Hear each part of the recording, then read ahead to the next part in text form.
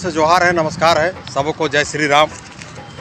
आज बहुत दिन बाद यानी कि 27 वर्ष के बाद भारत का राजधानी दिल्ली में भारतीय जनता पार्टी की सरकार प्रचंड बहुमत के साथ बनाने जा रही है और इसके लिए मैंने 27 वर्ष बिताना पड़ा।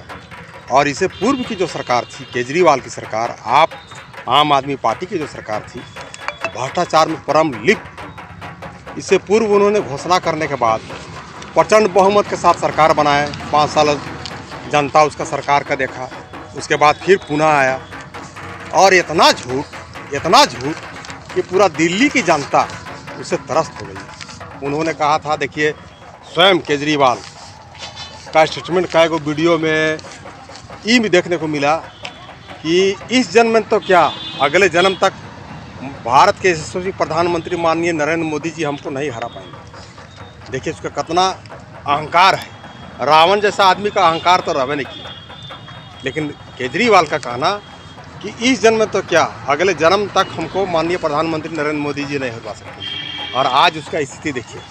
और भ्रष्टाचार के विरुद्ध आम आदमी पार्टी तैयार हुई थी और भ्रष्टाचार में चरम सीमा में केजरीवाल जी, आप देखे होंगे कि शराब का घोटाला में जेल जा चुके हैं। उसके बाद आम जनता का पैसा, झुग्गी झोपड़ी में रहने वाले वैसे लोगों का पैसा, जिसका आवास निर्माण होना था, पानी की सुविधा देना था, शिक्षा की सुविधा देना था, राशन की सुविधा देना था, ऐसे सुविधाओं का पैसा को उन्होंने गमन करके ऐसो आराम करोड़ों अरबों रुपया का मकान बना लिया। और आज उसका अहंकार मिथ्याभीत हो गया। जितना भी आम आदमी पार्टी के दिग्गज नेता थे, सभी के सभी हार गए हैं और एकदम माने मुंह छिपाए इधर उधर घूम रहे हैं, माने शर्म से मुंह नहीं दिखा रहे हैं। सोचिए ना कि कैसे चालन करते थे कि इस जन्म में तो क्या, अगले जन्म तक माननीय प्रधानमंत्री नरेंद्र मोदी हरा नहीं सकते। लेकिन हम आपके चैनल के माध्यम से माननीय नरेंद्र मोदी, उसका मैं बहुत बड़ा फ़ैन हूँ। मैं कोई पार्टी से भी बिलोंग नहीं करता हूँ,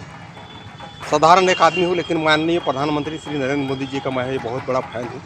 और ग्रामीण जनता, झुग्गी झोपड़ी में रहने वाले गरीब जनता को पूरा विश्वास है माननीय नरेंद्र मोदी जी के ऊपर। और इसी बदौलत आज 27 वर्ष के बाद प्रचंड बहुमत के साथ भारतीय जनता पार्टी की सरकार बन रही है। और हम आपके चैनल के माध्यम से, हम जानते भी नहीं हैं, लेकिन आपके चैनल के माध्यम से ये भी कहना चाहेंगे, जिसने भी केजरीवाल को हराया है, वैसे जीत कर आए हुए हैं विधायक को हम चाहेंगे कि दिल्ली का मुख्यमंत्री होना चाहिए। जो भी केजरीवाल या और भी जो आप पार्टी के हैं, जो दिग्गज कहे जाते थे, सभी हार चुके हैं। तो केजरीवाल को जो हराए हैं ना, वो विधायक को हम चाहेंगे कि दिल्ली का मुख्यमंत्री बनाया जाए सर्वसम्मति से। आज ढोल नगाड़ा बजा के लड्डू वगैरह भी बांटे हैं। आज हम लोग झारखंड प्रदेश के रांची जिला के कांके प्रखंड के बोड़िया पंचायत है, बोड़िया पंचायत के चौक में हम लोग ढोल नगाड़े, शहनाई, बाजा गाजा, लड्डू, अबीर, गुलाल, बम फटाके के साथ जश्न मना रहे हैं। इसलिए जश्न मना रहे हैं कि देखिए सरकार कई को आना है और जाना है, और जो भ्रष्टाचार के नाम पर जो आता है और गरीबों का शोषण करता है, एक तरह से कहिए गरीबों का खून चूसना है, तो वही काम कर रहे थे केजरीवाल। सब जगह मोदी का जादू चल रहा है, झारखंड में नहीं चल पाया। झारखंड में भी खूब चला है, आपको पता नहीं होगा। या झारखंड में कोई आदमी कहते हैं ना कि मोदी का जादू नहीं चला, मोदी का जादू चला। और इंडिया गठबंधन वाले अगर कभी भ्रम में रहते हैं ना कि हम बहुत बढ़िया काम किए या भ्रष्टाचार नहीं किए, इसके बाद भी जनता हमको जिताई है, तो भ्रम वो सब तोड़ देवे। इसलिए भ्रम तोड़ देवे। एनडीए का सरकार बनना झारखंड में एक प्रकार से उसका अंदरूनी में जब घुसिएगा तो उसका एगो JKLM पार्टी, जयराम महतो की जो पार्टी है, उनके द्वारा 24 सीटों पर हरवाने का काम किया है, जिसके कारण इंडिया गठबंधन वाले के विधायक जीते हैं। कभी अगर आप लोग का चैनल के माध्यम से ये सब बात हुआ, आप लोग के पास ही बोलेगा कि हम लोग बहुत अच्छा काम किए, भ्रष्टाचार नहीं किए, बहुत नियुक्ति कर दिए वगैरह वगैरह, ढिंढोरा पीटेगा ना, तो आप लोग पूछिएगा कि 24 को सीट में जयराम महतो की पार्टी ने भाजपा को अंदरूनी चोट पहुंचाने का काम किया, जिसके कारण उसका सीट नहीं जीत पाया। यही कारण है कि इंडिया गठबंधन वालों को जीत का सुरमा प्राप्त हो गया। वो कभी भ्रम में ये बात नहीं रहे। हम आपके चैनल के माध्यम से ये बात बता रहे हैं कि कभी भ्रम में नहीं रहे कि हम लोग बहुत बढ़िया काम किए तो हम लोग को जनता सर्वोपरि आंखों में बैठा है, ऐसा बात नहीं है। आप चाहते थे JLK जो है खड़ा नहीं होना चाहिए था, उसको खड़ा कोई भी हो सकता था, आबर तो मैं खुद कोई भी क्षेत्र से विधायक के उम्मीदवार में खड़ा हूँगा। जरूरत पड़ेगा तो मुख्यमंत्री हेमंत सोरेन जहाँ बरहेट से लड़ते हैं वहाँ से मैं खुद खड़ा हूँगा, क्योंकि हमारा एज अब कम हो रहा है। मैं कोई भी विधानसभा क्षेत्र से इस बार उम्मीदवार खड़ा हूँगा। पार्टी टिकट, कोई भी पार्टी टिकट दे तो दे, नहीं तो मैं निर्दलीय उठूँगा।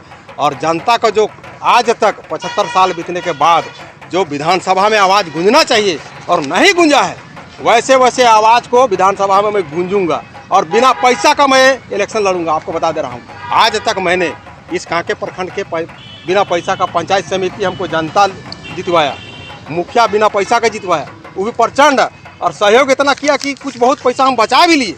उसी प्रकार विधानसभा, कोई भी विधानसभा से मैं खड़ा हूँगा और बिना पैसा का लड़ूंगा और जनता को कहूँगा कि अगर आप अपनी मूल जो आवाज़ आज तक देश आज़ाद होने के बाद जो विधानसभा में उठना चाहिए नहीं उठाया है, तो हेमंत सोरेन के खिलाफ में लड़ेंगे आप? हेमंत सोरेन के खिलाफ में लड़ेंगे, कल्पना सोरेन के खिलाफ में लड़ेंगे, जहां हमको कहीं से न कहीं से मैं लड़ूंगा इस बार। हेमंत सोरेन के खिलाफ ही क्यों? और भी बहुत सारे ऐसे, और भी बहुत जगह में अगर सीट नहीं मिलता है हेमंत सोरेन का मैं गुण बताऊंगा ना। देखिए, सरकार कई आता है, वोट कैसे लिया जाता है, सो थोड़ा सा टेक्निकल आपका हम बहुत ज़्यादा नहीं बोलेंगे तो 1-1.5 घंटा लगेगा, लेकिन 1-2 उदाहरण मैं आप लोगों को दे रहा हूँ। चाहे जयराम महतो की पार्टी हो, चाहे जेएमएम की पार्टी हो, आपको बोल दिया कि हम लोग जीतेंगे तो 1932 खतियान लागू करेंगे, जीतेंगे तो 1932 के तहत स्थानीय नीति लागू करेंगे। लेकिन आपके चैनल के माध्यम से आम जनता, आम नागरिक और पढ़े लिखे बुद्धिजीवी कान खोल की बात सुन लेवे और शिक्षा प्राप्त कर ले सोमवार राव से कि जिंदगी में कभी भी नेवर देन 1932 का खतियान और 1932 के तहत स्थानीय नीति झारखंड में लागू नहीं हो सकता। क्यों नहीं हो सकता है? आपका झारखंड अलग हुआ किससे? बिहार राज्य से। आप बिहार राज्य से लागू हुआ और 1932 का खतियान बना। आपका छोटा नागपुर संथाल तरफ 1932 का लास्ट सर्वे हुआ। चाईबासा में जाइएगा 1964 में लागू हो गया। तो का एक झारखंड प्रदेश में आप दो स्थानीय नीति बनाइएगा? यहाँ देखिए पॉइंट वाला बात। अभी आज का डेट में जीत गया है। जयराम महतो भी ये बात नहीं बोलेगा कि मैं 1932 खतियान लागू करवाऊंगा, ना वहाँ मुद्दा उठाएगा, क्योंकि वोट लेना है। तो जिस प्रकार अन्य पार्टी, माननीय मुख्यमंत्री हेमंत सोरेन या जयराम महतो पार्टी को कैसे, वोट को कैसे मोबिलाइज करता है ना, उस सबको हम बहुत अच्छी तरह से जानता हूँ। अच्छा, आप आदिवासी नेता हैं, अगर आप विधायक बनते हैं, चुनाव लड़ते हैं, तो पहला प्राथमिकता आदिवासियों के लिए क्या हो? देखिए, मैं कट्टर जिसको बोला जाता है, कट्टर आदिवासी जनजाति 1 नंबर का हिंदू। और हिंदू कहाँ से हूँ? भारत का संविधान के अनुसार। बहुत आदिवासी जनजाति को अगर हिंदू कहिएगा ने, तो वो सब चर्च के द्वारा डाइवर्ट हुए हैं, उस सबका दिमाग भटका हुआ है। आपका देखिए, संविधान से न देश चल रहा है, ये देश से संविधान चल रहा है। हमको बता दीजिए, संविधान से आपका देश चल रहा है।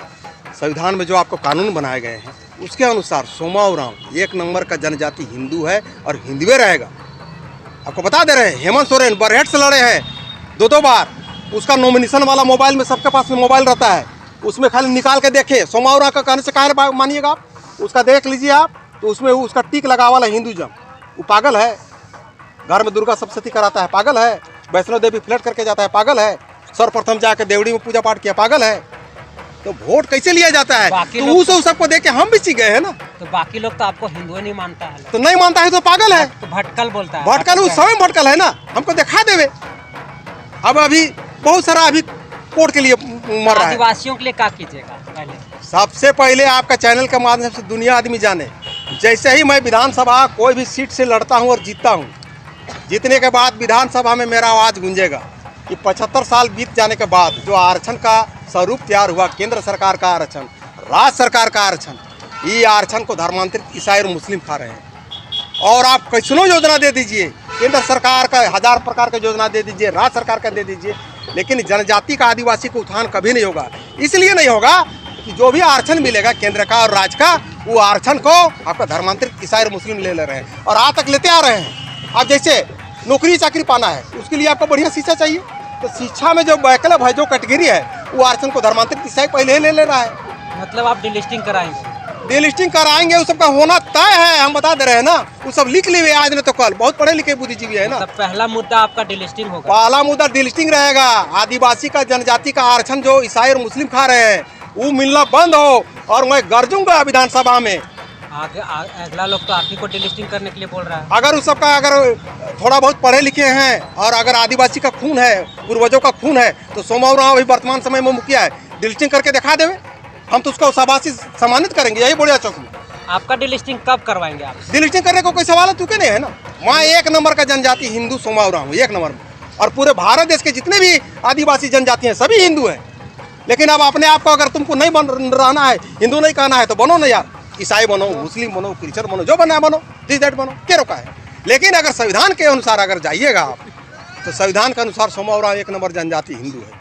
दूसरी बात, आज के एक और गुड़ बात बता दे रहे हैं आपको, आपका चैनल के माध्यम से दुनिया आदमी बहुत नेतागिरी आदिवासी बनता है ना, ए शांत रहो ना, ये बात जान लो, ये बात जान लेवे, बहुत सारा नाम नहीं लेंगे हम, दुनिया आदमी नेतागिरी बहुत बनता है, आदिवासी नेता, वो सब इस ज्ञान सीख लेवे। भारत का संविधान जो बना है वो आपका संथाल का कस्टम एंड यूसेज के आधार पर बना है। किसका बना है? और संथाल सब भी, संथाल का जो युवा वर्ग भी पढ़ाई लिखाई कर रहे हैं वो सब भी जाने कि आप ही का जो कस्टम एंड यूसेज है उसी पे आधारित है आपका भारत का संविधान। और जो आपका 1932 मिला है, किससे मिला है? CNT मिला है। किसके आधार पे?